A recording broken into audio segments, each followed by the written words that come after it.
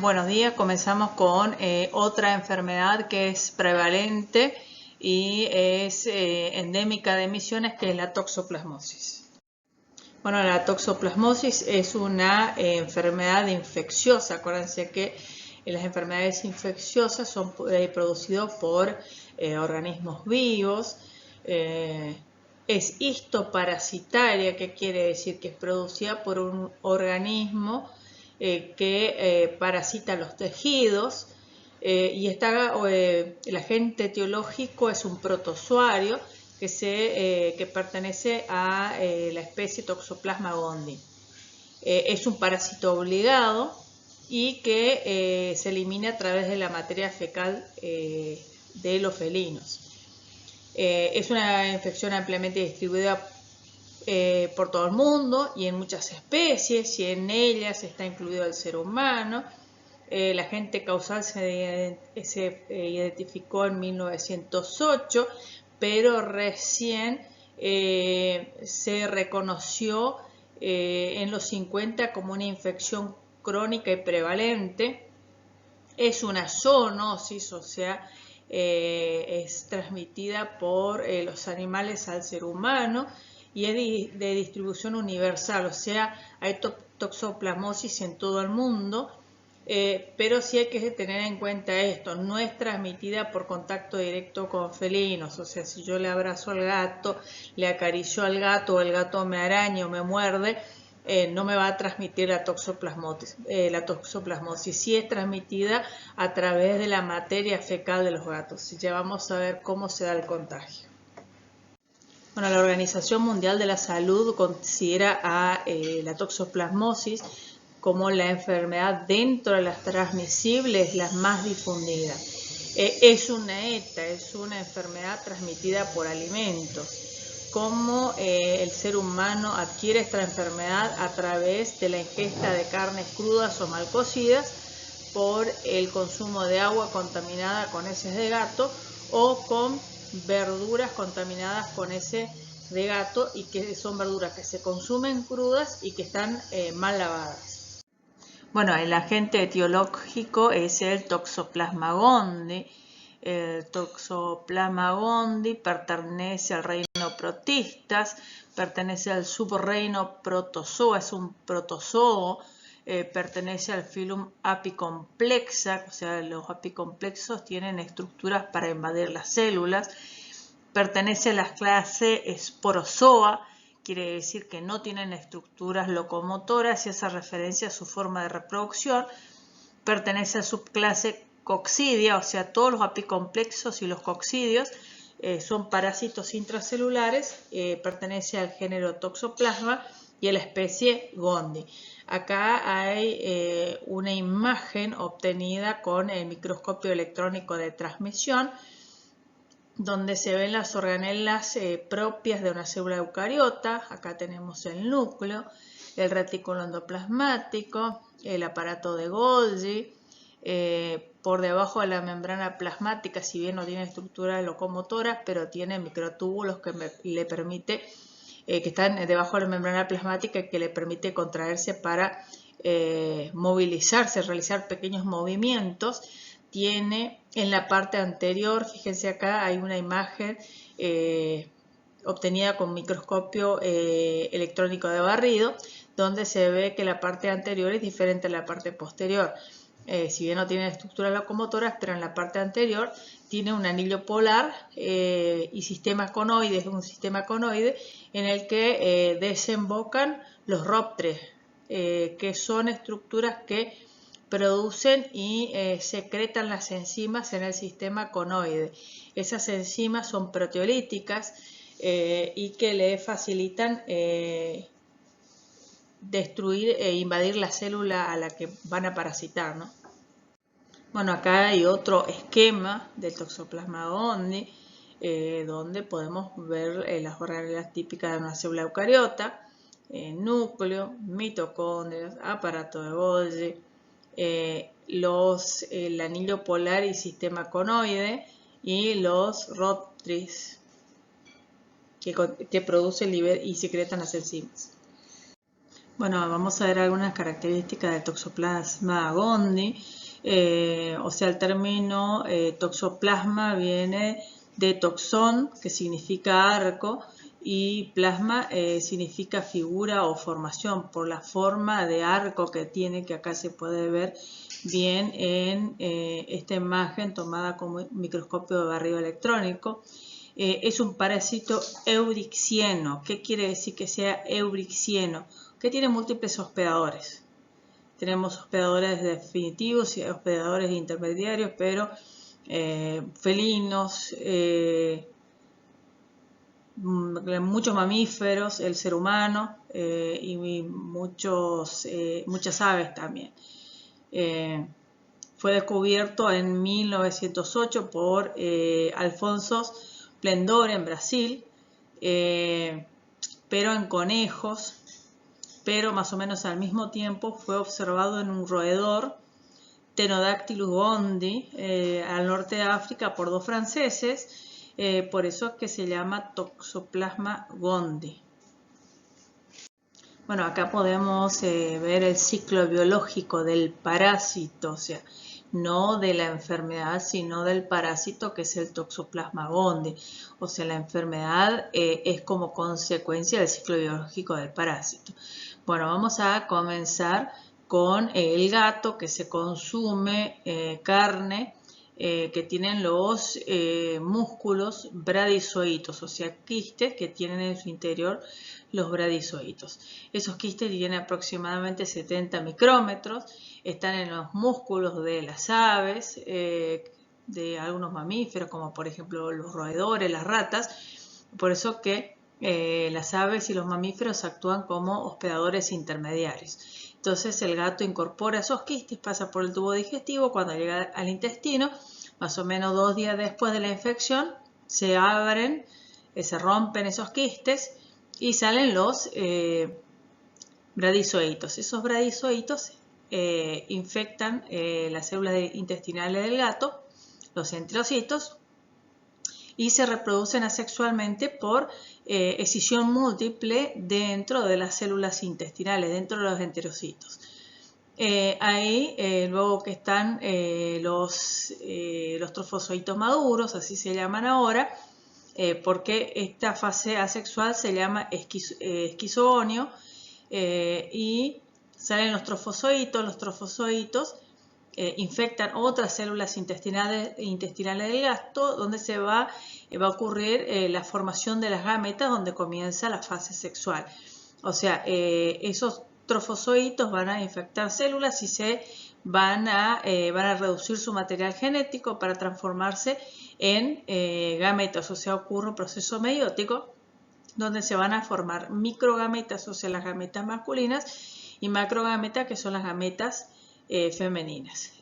Una vez formadas las gametas, estas son liberadas, ocurre la fecundación en el intestino del gato, donde se forman un cigoto, que da lugar a la formación de un ooquiste. Ese ooquiste mide más o menos 10 a 12 micrómetros y sale con la materia fecal del gato.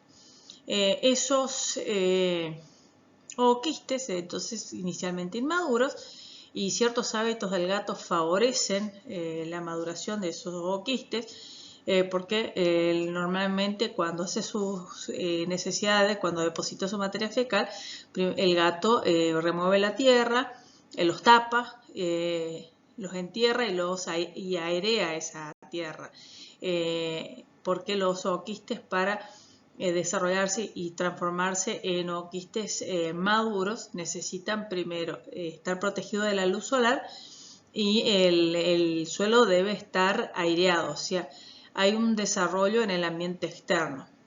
Más o menos cada ooquiste maduro tiene 2 esporoblastos, y en cada esporoblasto hay 4 esporozoitos, o sea, en total en un quiste madura hay 8 esporozoitos. Esos esporozoitos pueden ser ingeridos por el ser humano o por cualquier otro animal, o con la pastura también, en el caso del ser humano, con el agua que está contaminada, o puede ser con las verduras que se consumen crudas y que fueron mal lavadas, pero también el ser humano lo puede ingerir en forma de quistes que contienen bradizoitos.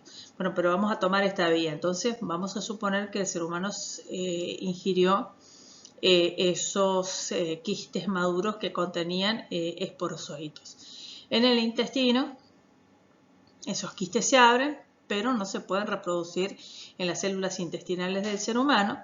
Entonces van a pasar al tejido conectivo, que está inmediatamente por debajo, y esos esporozoitos van a invadir, o sea, van a ser fagocitados por los macrófagos, porque los macrófagos lo detectan y se fagocitan. Pero una particularidad de todos los apicomplexos que tienen enzimas que son capaces de digerir esa vacuola digestiva, protegerse en el citoplasma del macrófago y formar una vacuola. Esa vacuola se conoce como vacuola parasitófora. Bueno, dentro de la vacuola parasitófora el macrófago no lo puede detectar y se reproduce rápidamente formando una gran cantidad de taquizoitos. Esos taquizoitos tienen aproximadamente 3 a 4 micrómetros, pero cuando el macrófago se llena de taquizoitos, termina rompiéndose el macrófago, se lisa y libera los taquizoitos. Esos taquizoitos pueden invadir otros tejidos porque aprovechan el sistema linfático por donde circulan. O sea, en realidad los macrófagos funcionan como colectivos que lo transportan por el sistema linfático, porque recuerden que son parásitos que no tienen estructuras locomotoras. Lo lleva por el sistema linfático, los ganglios linfáticos, donde pueden infectar células de los ganglios linfáticos o puede instalarse en el músculo esquelético, pero también en otros órganos. Una vez que se meten en otros tejidos, principalmente en el músculo, se forman los quistes, donde comienza la etapa crónica de la enfermedad, porque hasta ahora hablábamos de la etapa aguda de la enfermedad, o sea, desde la ingestión hasta la reproducción y la formación de grandes cantidades de taquizoitos dentro de los macrófagos, hablamos de la etapa aguda de la enfermedad.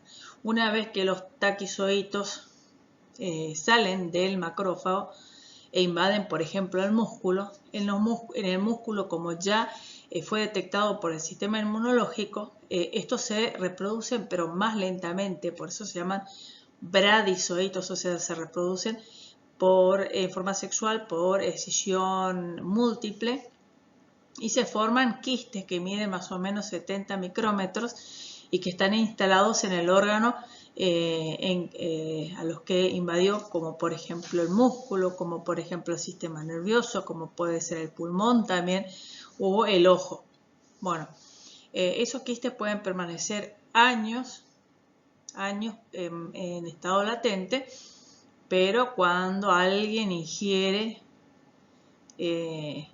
carne, por ejemplo, de ese animal, esos quistes pasan y pueden infectar a otro hospedador.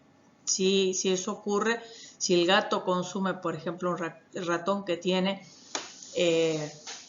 los músculos infectados con gran cantidad de quistes, entonces el gato nuevamente se vuelve a infectar y comienza nuevamente un nuevo ciclo. Bueno, el ciclo biológico de Toxoplasma gondii es indirecto, es un ciclo indirecto. Hay un hospedador definitivo, que son los felinos, pero ¿por qué hablamos de que es un hospedador definitivo? Porque dentro de los felinos, el Toxoplasma gondii puede cumplir todo su ciclo reproductivo, tanto la reproducción asexual como la reproducción sexual. En cambio, en los hospedadores intermediarios, que es el hombre y más de 300 animales, solamente puede cumplir las etapas asexuales de su ciclo. Bueno, el gato es el hospedador definitivo porque dentro del gato se cumple el ciclo entérico, o sea, se cumplen las 3 secuencias reproductivas, que son el estadio de esquizogonia, que es una forma de reproducción asexual, la gametogonia, que es el estadio donde se reproduce sexualmente, y la esporogonia.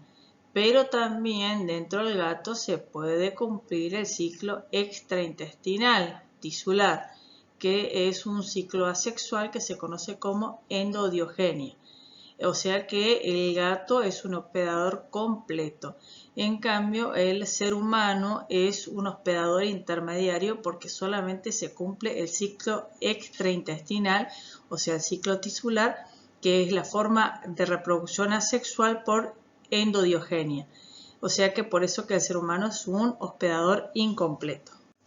Bueno, acá en este gráfico se trata de integrar lo que es el ciclo biológico del parásito con las etapas de la enfermedad.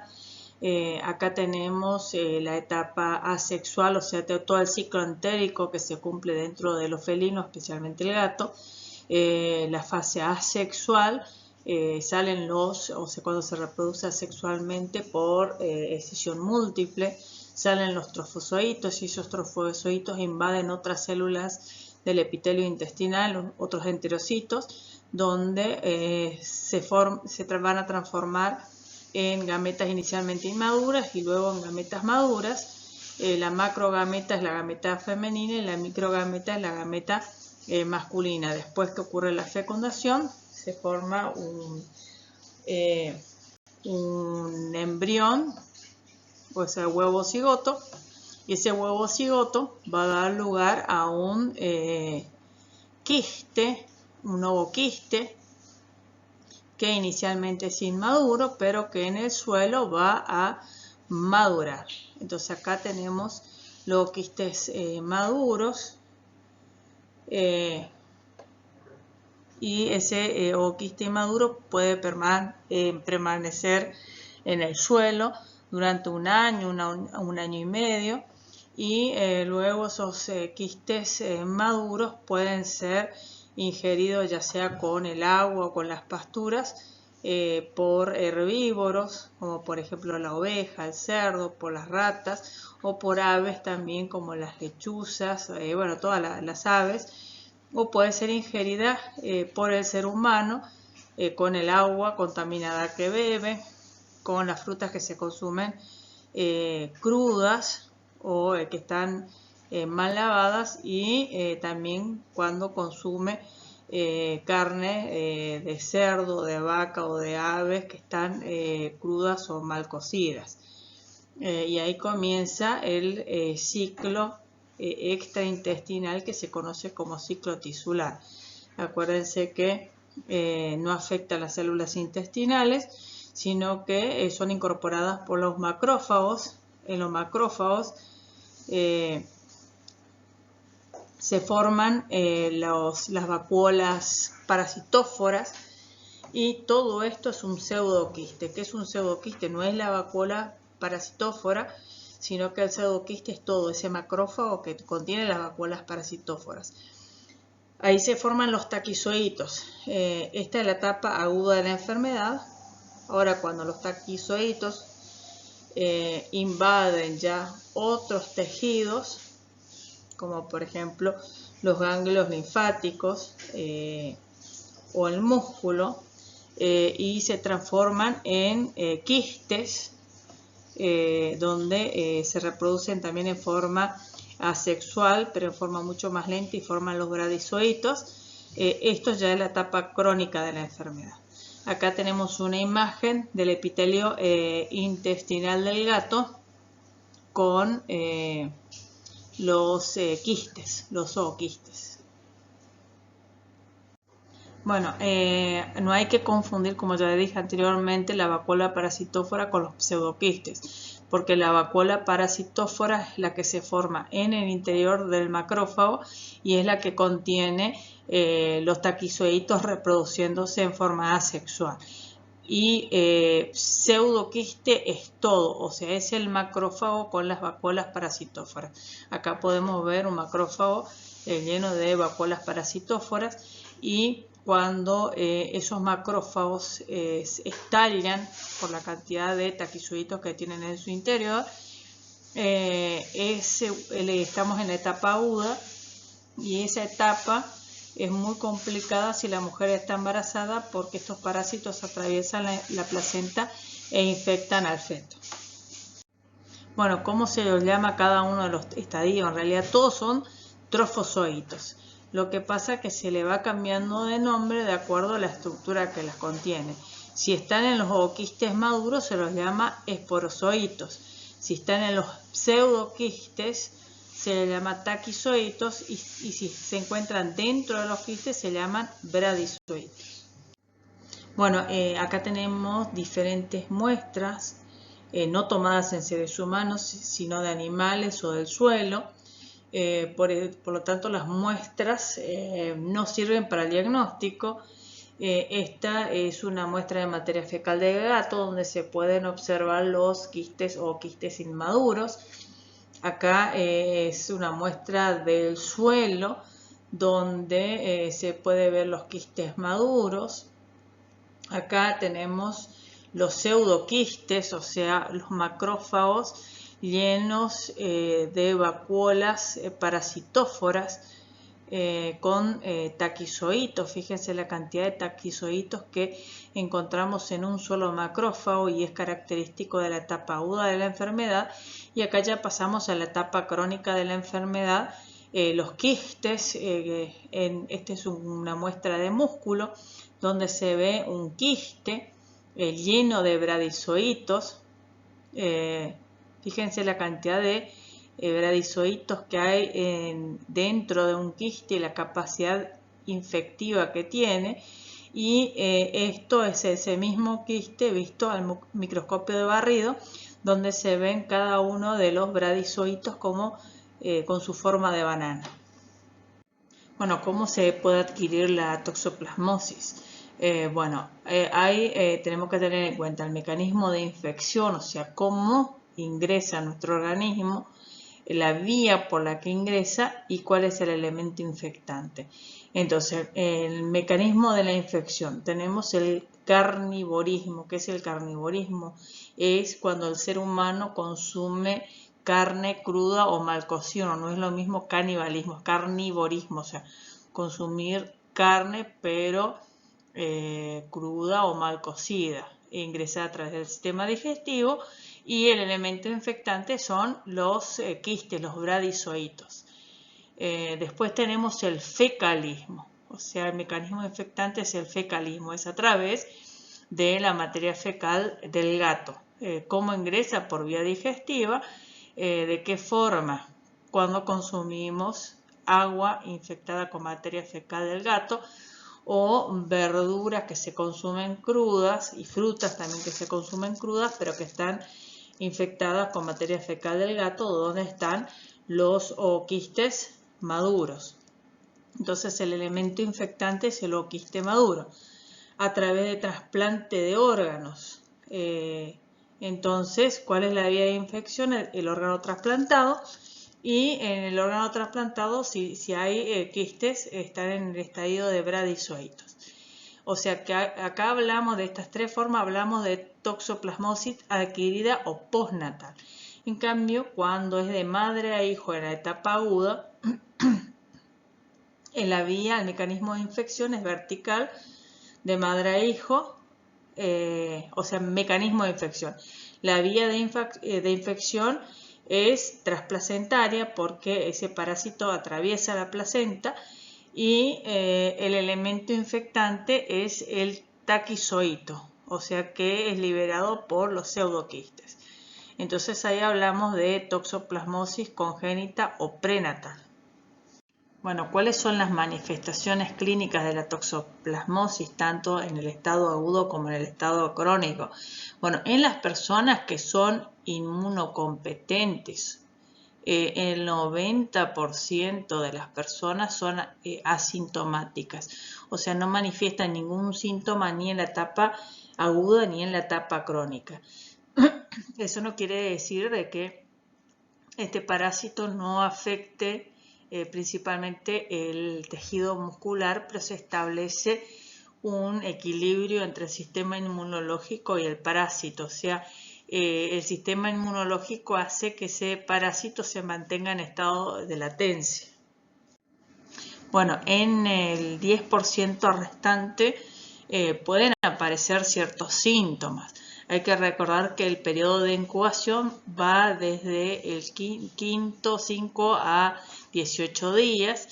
Las manifestaciones clínicas son, por ejemplo, frío, escalofrío, fiebre, sudoración, dolor de cabeza, cefalea, astenia, o sea, debilidad general muscular, y anorexia, o sea, falta de apetito. Raras veces se presenta exantema, pero puede manifestarse un dolor faríngeo, una tos y expectoración. Pero en algunos casos puede presentar otras manifestaciones clínicas, como por ejemplo síntomas gastrointestinales, como por ejemplo un dolor abdominal. Esto es más común en las personas que son sintomáticas, por ejemplo, las manifestaciones ganglionares, que se conoce como toxoplasmosis ganglionar, donde se inflaman los ganglios. Pero también otra manifestación clínica común es la toxoplasmosis ocular. O sea, si bien en la mayoría de las personas que son inmunocompetentes, el sistema inmunológico mantiene en estado de latencia a este parásito, pero cuando bajan las defensas, este puede reproducirse e invadir otros tejidos, como por ejemplo el sistema nervioso, o afectar al globo ocular, produciendo lo que se conoce como toxoplasmosis ocular. Vamos a hablar más de la toxoplasmosis ocular. Bueno, con respecto a la toxoplasmosis ocular, ¿cuáles son las manifestaciones clínicas? Disminuye el campo visual de la persona, también puede tener visión borrosa, dolores oculares o enrojecimiento del ojo. Y cuando se realiza la exploración del fondo de ojo, lo que se ve es manchas oscuras, como que alguien hubiera quemado la retina con un cigarrillo o algo así, algo similar.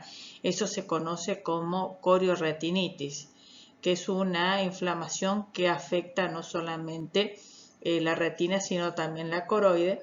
En algunos casos aparecen esas manchas oscuras y en otros casos aparecen unas manchas tipo algodonosas con exudado, que se debe al daño que ese parásito produce tanto en la retina como en la coroides. Bueno, de este 90% de personas que son inmunocompetentes y que son asintomáticas, recuerden que el parásito está en estado de latencia en los tejidos, y en el caso de que por alguna enfermedad bajen sus defensas, se produzca la inmunosupresión, ese parásito puede reactivarse y manifestar lo que se conoce como toxoplasmosis recidivante. Bueno, en las personas inmunocomprometidas, ¿y cuáles son las personas inmunocomprometidas? Aquellas que tienen el VIH, aquellos que están expuestos a la quimioterapia porque presentan cáncer, o aquellos que han padecido de un trasplante de órgano y están con inmunodepresores como para evitar el rechazo del trasplante. Entonces ya van a manifestar la toxoplasmosis ya en la etapa aguda, o pueden manifestar la toxoplasmosis, porque si están en la etapa crónica, la toxoplasmosis que se conoce como recidivante o recurrente, que es cuando ese parásito se reactiva y comienza a afectar diferentes tejidos, diferentes tejidos que no pertenecen al sistema digestivo. Se calcula que más o menos las personas que tienen VIH van a manifestar los síntomas de la toxoplasmosis cuando el recuento de linfocitos T colaboradores CD4 es inferior a 100 células por mililitro, y que si no reciben, o sea, las personas inmunocomprometidas, si no reciben tratamiento, la mortalidad es de un 100%. ¿Cuáles son los síntomas de la toxoplasmosis? Normalmente las personas inmunocomprometidas manifiestan la toxoplasmosis ocular, pueden manifestar encefalitis porque este parásito en las personas inmunocomprometidas queda recluido a los quistes musculares, pero normalmente el sistema inmunológico no permite que invada el globo ocular ni tampoco el sistema nervioso. Pero en las personas inmunocomprometidas este parásito no solamente afecta al globo ocular, sino también al sistema nervioso, produciendo encefalitis, afecta a los pulmones, produciendo neumotitis, al corazón, produciendo miocarditis. Acá hay una imagen obtenida del sistema nervioso de una persona que padece de toxoplasmosis, y fíjense la forma de las lesiones que tienen un borde en anillo, típico de las lesiones producidas por la toxoplasmosis. En pacientes con tratamiento y que se han recuperado, el sistema nervioso se recupera en un 100%. Bueno, con respecto a la toxoplasmosis congénita, recuerden que se produce cuando la madre contrae la toxoplasmosis durante el embarazo, o sea, está en su etapa aguda durante el embarazo. ¿Sí?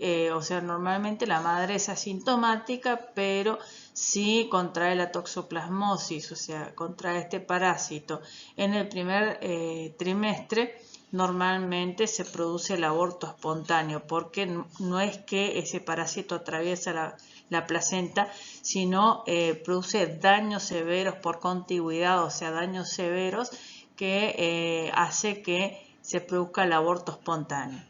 Si contrae la toxoplasmosis en el segundo trimestre de embarazo, si este parásito atraviesa la placenta y produce síntomas conocidos como tetra de Sabin, o sea, puede ser producir macro o microcefalia.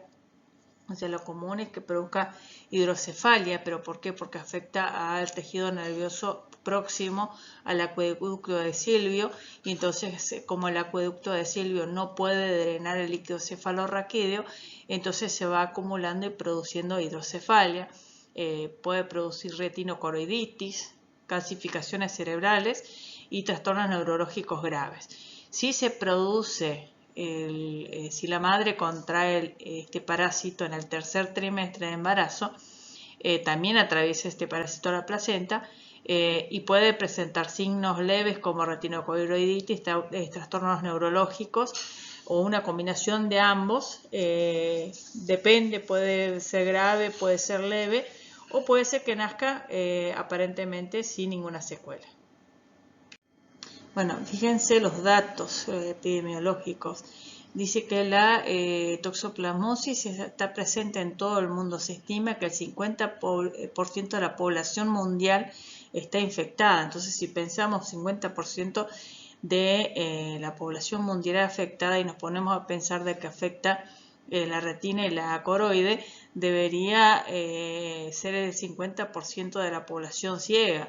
Y sin embargo esto no ocurre porque la mayoría están inmunocomprometidos, está bien su sistema inmunológico y el sistema inmunológico no permite que este parásito, el Toxoplasma gondii, invada el sistema nervioso y el globo ocular, produciendo retinocoroiditis. Pero acuérdense que los porcentajes varían en cada una de las regiones, o sea, dependiendo de las costumbres, las condiciones sanitarias también. Bueno, acá hay un mapa donde se representa el porcentaje de individuos infectados en cada país. Datos de Argentina no tenemos. Chile, bastante alto, casi llega entre 40 y 50% de la población. Brasil, 59 al 78%. En Europa, fíjense, Acá hay datos de 2 países, entre 54 y 77% de la población. Y se estima que entre el 30 al 60% de las infecciones ocurren por comer carne mal cocida o cruda. O sea que en la mayoría de los casos es por estos hábitos y no por tener como mascota un gato, porque no se transmite a través del pelo o las uñas o por mordida de gatos, sí a través de la materia fecal, pero principalmente el contagio se da a través de las carnes crudas o mal cocidas de animales que han contraído la toxoplasmosis al consumir hierbas con los quistes. Bueno, ¿qué métodos se utilizan para diagnosticar la toxoplasmosis? Principalmente se utilizan test serológicos, o sea, la presencia de inmunoglobulina M aumentada en la fase aguda o la presencia aumentada de la inmunoglobulina G en la etapa crónica, pero también se puede hacer la PCR, o sea, reacción en cadena de la polimerasa, cuando se toman muestras, por ejemplo, de líquido amniótico en madres embarazadas, en humor acuoso, en el caso del ojo humano, en tomar muestras de sangre o de líquido cefalorraquídeo. Bueno, ¿cuál es el tratamiento? Las personas inmunocompetentes que no manifiestan síntomas no requieren tratamiento, pero sí los individuos que son sintomáticos están inmunocomprometidos, normalmente se les suministra o pirimetamina o sulfadiazina.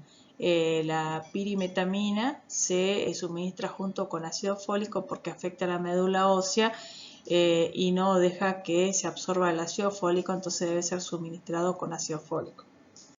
Bueno, para hablar de profilaxis o prevención de la infección, debemos tomar las diferentes formas de transmisión, o sea, a través del fecalismo, a través del canibalismo y a través de, o sea, en forma vertical de madre a hijo. Bueno, sabiendo las formas en que se puede transmitir, podemos prevenirla. ¿Cómo prevenir la transmisión a través del fecalismo? Bueno, primero evitando que los gatos contraigan la toxoplasmosis. ¿De qué forma? Alimentándolos con alimentos balanceados, evitando de que salgan a cazar, porque si se les alimenta bien con alimentos balanceados y no tienen necesidades de cazar, no hay posibilidades de que el gato contraiga. Pero si tenemos como gato, o sea, el gato como mascota, sí o sí debemos buscar la forma en que haga sus materias fecales en estas piedritas que son especiales, porque si contiene quistes, esto no se desarrollarán en la piedra, necesitan tierra. Por otro lado, cuando eliminamos la materia fecal, lavarnos correctamente las manos y también para evitar la transmisión a través de las verduras que se consumen crudas, se debe lavar bajo chorros de agua fuertes muy bien las verduras. Bueno, para evitar la transmisión a través del agua, tomar agua segura y bueno, y si no estamos seguros tenemos que hervirla. También evitar la transmisión a través del carnivorismo, o sea, no hay que consumir carne cruda o mal cocida. Y bueno, en el caso de una mujer embarazada, hacer los test serológicos para justamente evitar la transmisión por vía vertical.